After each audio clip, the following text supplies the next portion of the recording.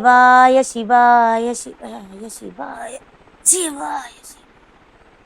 സൂസനെ, ഏത് സമയം നിന്റെ കയ്യിൽ ഫോണാ? ദേ, 24 മണിക്കൂർ ഇതിങ്ങനെ കുത്തിക്കൊണ്ടിരിക്കണം അത്ര നല്ല കാര്യമൊന്നല്ല, പ്രത്യേകിച്ച് പെൺകുട്ടികള്. അല്ല, പെൺകുട്ടികൾക്ക് എന്താ എത്ര പ്രത്യേകത? ആൺകുട്ടികളെ പോലെയല്ല പെൺകുട്ടികള്.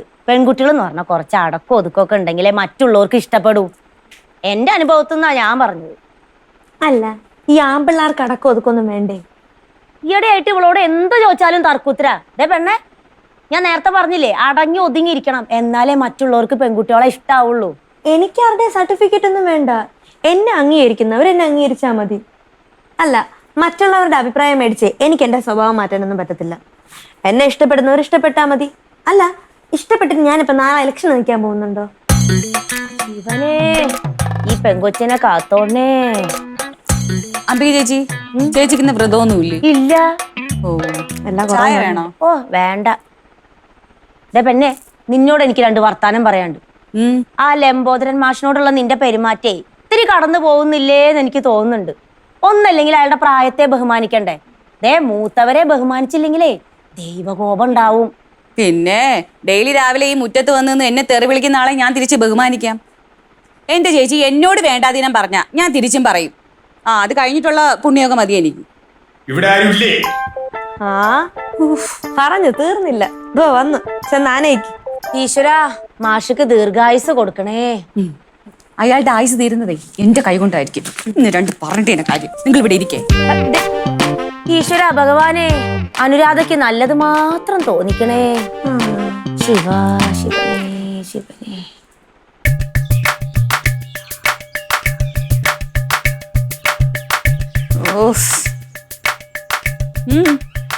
മറ്റുള്ളവരൊക്കെ എവിടെ? കാര്യം എന്താ? എനിക്ക് എല്ലാവരോടുമായി ചില കാര്യങ്ങൾ സംസാരിക്കാനുണ്ട്. എന്നോട് പറഞ്ഞാ മതി, ഞാൻ അവരോട് പറഞ്ഞോളാം. ഓ, നീയാണല്ലോ നേതാവ്. നീയോ? മാഷേ, ഈ എടി നീ എന്നൊക്കെ വിളിക്കുന്നത് നിർത്തിക്കോ. സ്വഭാവം മാറും, പറഞ്ഞേക്കാം. വിളിച്ചാ നീ എന്ത് ചെയ്യും? ഓടിച്ചിങ്ങളെ കാരണം പൊടിയും കാണണോ? ഓഹോ, അങ്ങനെയാണോ? എല്ലാ പിന്നെ അടിക്കണേ അടിക്കണേ. മാഷെ, രാവിലെ വീട്ടിൽ കയറി ഒന്ന് ബഹളം ഉണ്ടാക്കരുത്. ഞാനല്ലല്ലോ ബഹളം ഉണ്ടാക്കിയത്. ഇവളല്ലേ എല്ലാത്തിനും കാരണം. ഞാനാണ് എല്ലാത്തിനും കുഴപ്പം. മനുഷ്യൻ രാവിലെ ഐശ്വര്യയുടെ ഒരു കാര്യം ചെയ്യാൻ തോന്നുമ്പോ ഈ മനുഷ്യൻ ഈ മോഞ്ഞ മോതയും കൊണ്ട് കയറി വരും. എന്റെ മോന്തൊക്കെ എന്താടി കുഴപ്പം? പോയി കണ്ണാടി നോക്ക്. പറയുന്ന ഘട്ടത്തൊന്നും ഇയാള് ഭൂലോക അപ്സരസാണ്. എടി, നിന്നെ കണ്ടാലേ ഒരു ഈനാം പേച്ച് കൂട്ടായിരിക്കുന്നത്. മാഷെ, മര്യാദ സംസാരിക്കണം. ഇവളോടും മര്യാദയ്ക്ക് സംസാരിക്കില്ല എന്ന് മാത്രമല്ല, ഇവളെ ഞാൻ വലിച്ചു കയറി ഭിത്തിയിലൊട്ടി. ഇനി വാ, വലിച്ചു കയറി ഭിത്തിയിലൊട്ടിക്കാൻ ഞാനിങ്ങനെ നിന്ന് തരാം. ഇവിടുത്തെ ഇറങ്ങി പൊക്കോണം. എനിക്ക് ചോദിക്കാനും പറയാൻ ആളുണ്ട്. അയ്യോ, അതെനിക്കറിയാം. അതാണല്ലോ നിന്റെ സ്വഭാവം. എടി, നീ 8ാം ക്ലാസ്സിൽ പഠിക്കുന്ന കാലം മുതൽ പ്രേമിച്ചോണ്ട് നടന്നവളല്ലേടി. ഈ റോട്ടേ പോകുന്നവരെല്ലാം നീ കണ്ട് പ്രേമിച്ചിട്ടില്ലേടി? അങ്ങനെയുള്ള നിന്നെ സഹായിക്കാൻ ആളുണ്ടാവും എനിക്കറിയാം. കളവാ, ഞാൻ ജീവിക്കുന്നത് എന്റെ സൗകര്യത്തിനാ, അതിന് തന്റെ അനുവാദം വേണ്ട. ഓഹോ, പക്ഷെ എന്റെ വീട്ടിൽ താമസിക്കണമെങ്കിൽ മര്യാദയ്ക്ക് സംസാരിക്കണം. ഇല്ലെങ്കിൽ എല്ലാത്തിനും എന്ത് വില കൊടുത്തും ഞാൻ ഇവിടെ നിറക്കി വിടും. അതിനുവേണ്ടി ഞാൻ സുപ്രീം കോടതി വരെ പോകും. അതിനുള്ള വക്കീൽ എന്റെ കയ്യിലുണ്ട്, ആവശ്യമുള്ള പണവും എന്റെ കയ്യിലുണ്ട്. വക്കീലിനൊന്നും ഇവിടെയും കുറവില്ല. ഇയാളുണ്ടോ കേസ് കൊടുക്കും. എന്ത് വില കൊടുത്ത് നിങ്ങൾ 2നെയും ഞാൻ ഇവിടെ നിറക്കി വിടും. ഭഗവാനാണ് സത്യം. ആയിക്കോട്ടെ.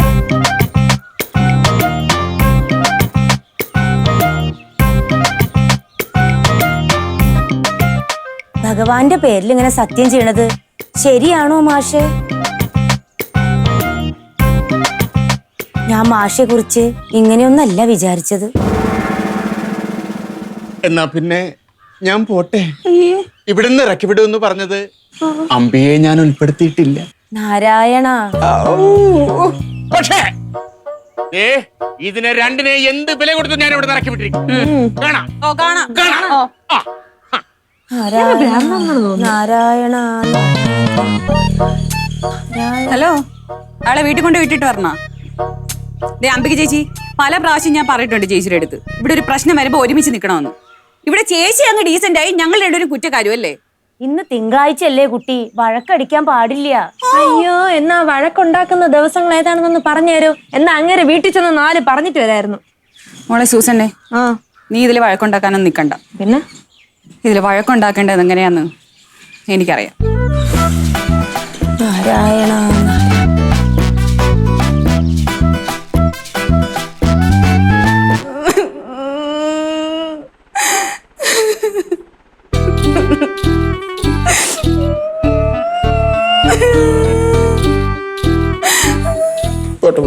പോട്ടെ. ദിവാൻ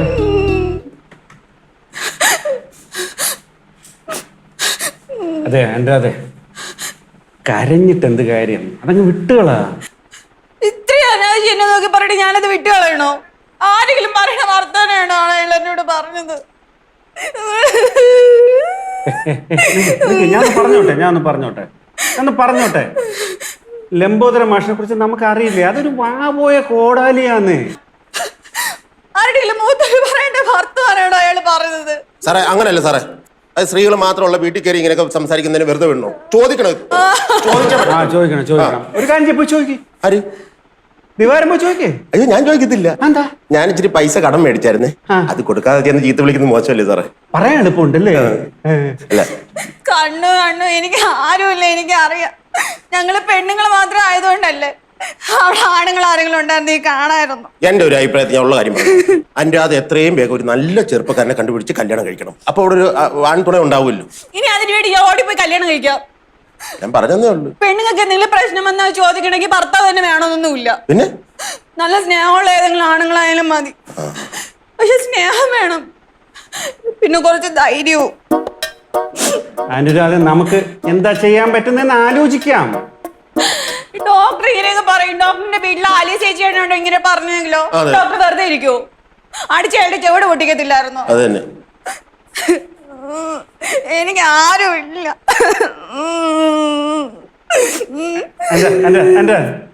ദിവാരം കരയല്ലേ? അല്ല കരയണ്ട. എന്റെ അതെ, നമുക്ക് എന്തെങ്കിലും ചെയ്യാം. ചെയ്യും. ചെല്ല്, കരയല്ലേ? പോട്ടെ. പാവം കുട്ടിയല്ലേ സാറേ? ഇയാള് കരഞ്ഞു കഴിഞ്ഞാ? പോട്ടെ.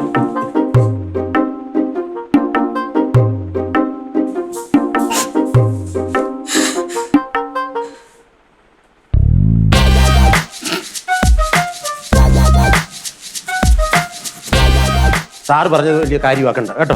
ഈ പ്രശ്നത്തിൽ ഞാൻ ഒരു പരിഹാരം കണ്ടുപിടിക്കും.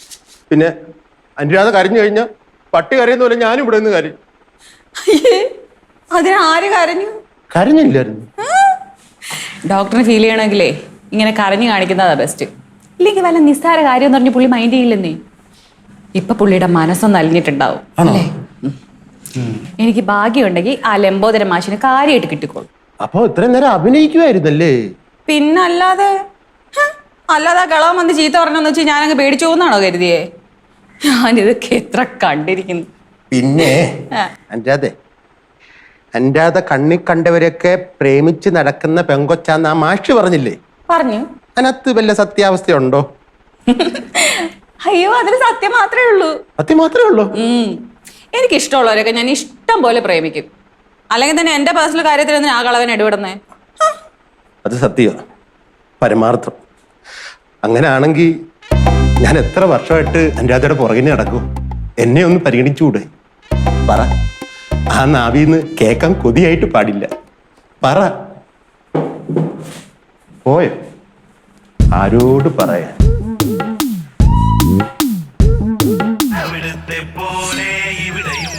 ലംബോദരൻ മാഷല്ലേ ആള്? പുള്ളി അതും പറയാം, അതിന്റെ അപ്പുറവും പറയും. ഡോക്ടറെ വീട്ടിൽ വന്ന് എന്തൊക്കെ പറഞ്ഞേക്കുന്നു? എൻ്റെ വീട്ടിൽ വന്ന് പറഞ്ഞത് പോട്ടെ എന്ന് വെക്കാം. ഇത് 3 സ്ത്രീകൾ മാത്രം താമസിക്കുന്ന വീട്ടിൽ വന്ന് ഇങ്ങനെയൊക്കെ പറയുന്നതെന്ന് പറഞ്ഞാൽ മാന്യതയാണ്. പുള്ളിക്ക് അങ്ങനെ എന്തെങ്കിലും ഉണ്ടോ? ഇപ്പൊ ഡോക്ടർ എന്നെ വിളിപ്പിച്ചതിന്റെ കാര്യം എന്നാ പറഞ്ഞു? നമുക്കിതിൽ ഇടപെടണ്ടേ? മനുഷ്യത്വത്തിൻ്റെ പേരിൽ ഇയാളോട് ആരും തിരിച്ചു ചോദിച്ചില്ലെങ്കിലേ ഇയാൾ ഇതിൻ്റെ ഗ്രേഡ് കൂട്ടും. ആരെങ്കിലും ഒന്ന് തിരിച്ചു ചോദിച്ചാൽ ഒരു പൊടിക്ക് അടങ്ങിയാലോ? അത് ശരിയാ. ഈ ഒരു കാര്യം ചെയ്യും, മാഷ് ഡോക്ടറെ കാണാൻ വരുന്ന സമയത്ത് ഡോക്ടർ മുഖത്തൊക്കെ കാര്യങ്ങൾ പറഞ്ഞു. ബെസ്റ്റ്. അനുരാധയെ സപ്പോർട്ട് ചെയ്ത് ഞാൻ എന്തെങ്കിലും പറഞ്ഞ ആലിസ് ഒലക്കെടുക്കും. അനുരാധ ഈ ഇടയ്ക്കായിട്ടെ അവൾക്ക് ഭയങ്കര സംശയം. എനിക്ക് മനസ്സിലായി എന്താ കാര്യമൊന്ന്. എന്താ കാര്യം? അവളവിടെ ഒരുങ്ങിക്കെട്ടി നിപ്പുണ്ടാവൂല. അപ്പൊ അവളുടെ മുമ്പിലോട്ട് എന്നെ ഇച്ചാരി കൊണ്ടുപോകാൻ പറ്റത്തില്ല. അത് തന്നെ കാര്യം. എന്നെ വർത്താനാടി ഞാൻ അത് തന്നെ കാര്യം. നീ ഇങ്ങനെ തരത്തിനൊത്ത് നീ ഇങ്ങനെ അഭിപ്രായം മാറ്റിക്കൊണ്ടിരുന്ന നീ അങ്ങനെ മാറ്റണ്ടെന്നേ.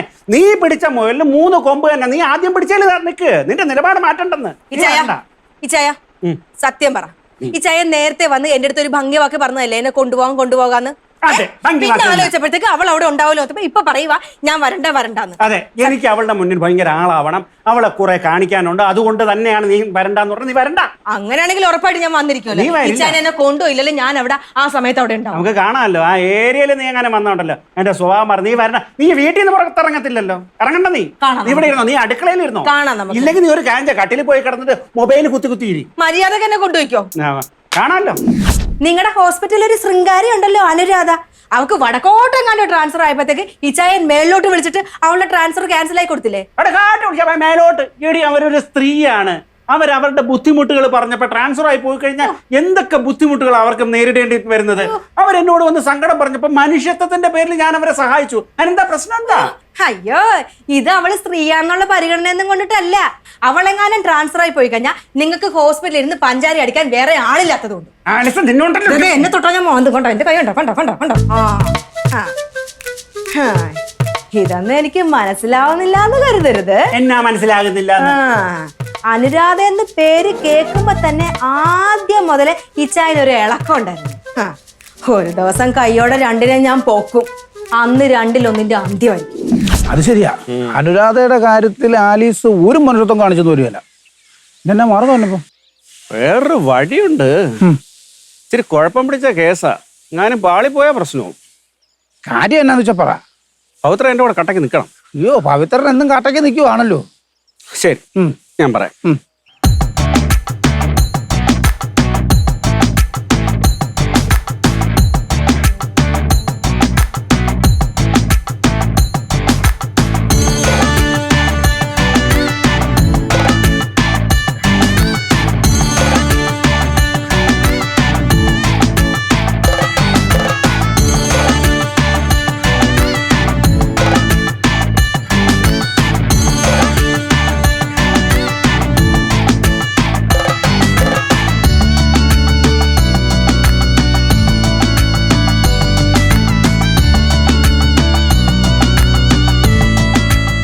എങ്ങനെയുണ്ട്?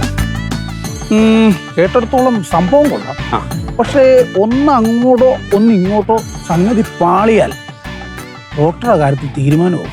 അതോ അത്ര വലിയ റിസ്ക് നമ്മളെടുത്ത് വെക്കണോ?